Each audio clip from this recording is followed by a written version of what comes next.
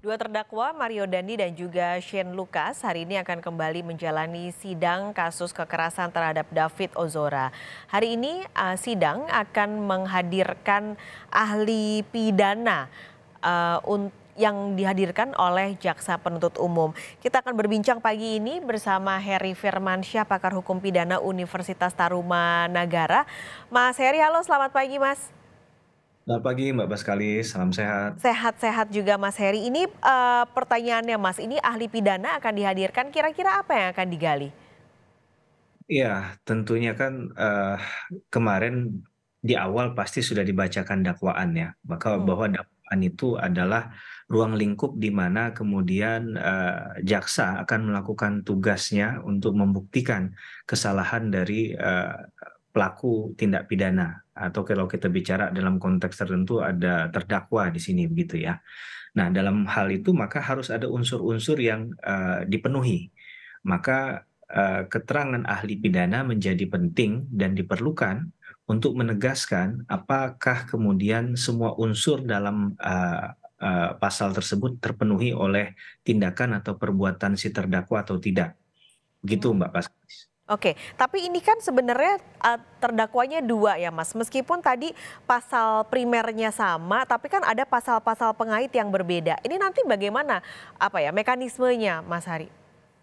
Ya, mungkin saja seorang itu jadi ahli tidak hanya pada saat persidangan, Mbak Paskalis ya. Mhm. Mungkin saja sudah dimintai keterangannya, sudah dimintai pendapatnya terkait Hmm. dengan fakta-fakta tersebut di berita acara pemeriksaan.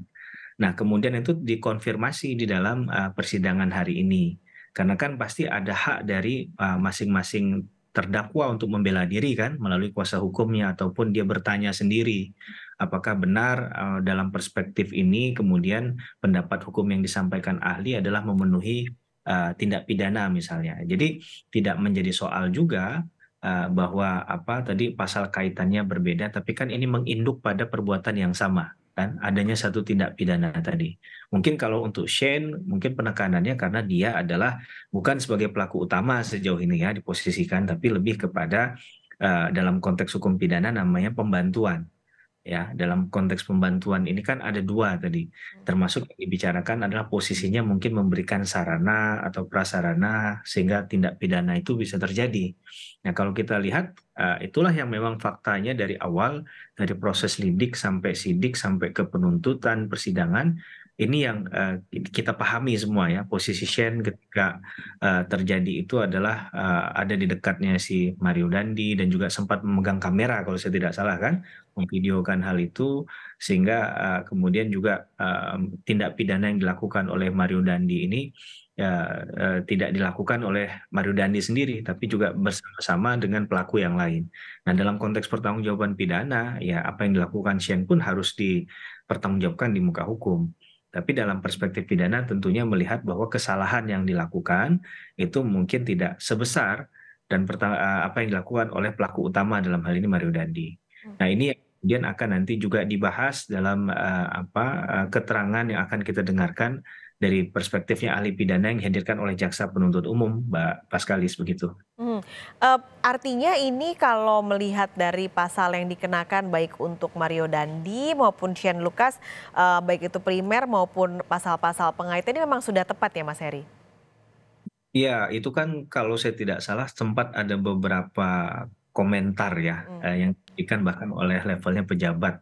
Waktu itu Prof. Mahfud kalau tidak salah mengomentari harusnya ada penerapan pasal X, pasal Z termasuk yang 355 ini kan. Penekanan bahwa ini ada berencana dan luka berat. Gitu kan? Nah, Mhm. ini yang juga diamini oleh penyidik mungkin ketika menemukan fakta hukumnya juga berdasarkan bukti-bukti yang dimiliki tadi ya, evidence yang ada.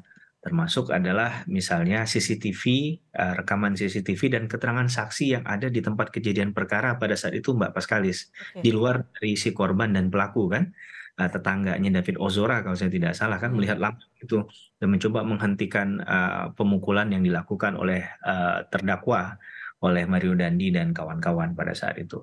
Nah, menurut saya kalau kita lihat dari konstruksi perkara tersebut, saya rasa pasal yang dikenakan ini sudah cukup tepat ya untuk memenuhi unsur-unsur yang dilakukan oleh para terdakwa, gitu. Oke, nah ini satu pertanyaan lagi terutama untuk Mario Dandi karena dia ada kasus baru yaitu pelecehan ini nanti berarti mekanismenya akan berbeda sidangnya ya Mas Heri?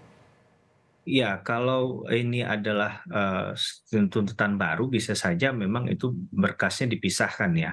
Tapi mungkin saja nanti ada pertimbangan lain dari penuntut persidangan karena ini memang kasusnya kan bisa saja oleh penyidik yang sama atau berbeda. Ini kan kita belum tahu ya. Saya belum bisa memastikan hal itu ya.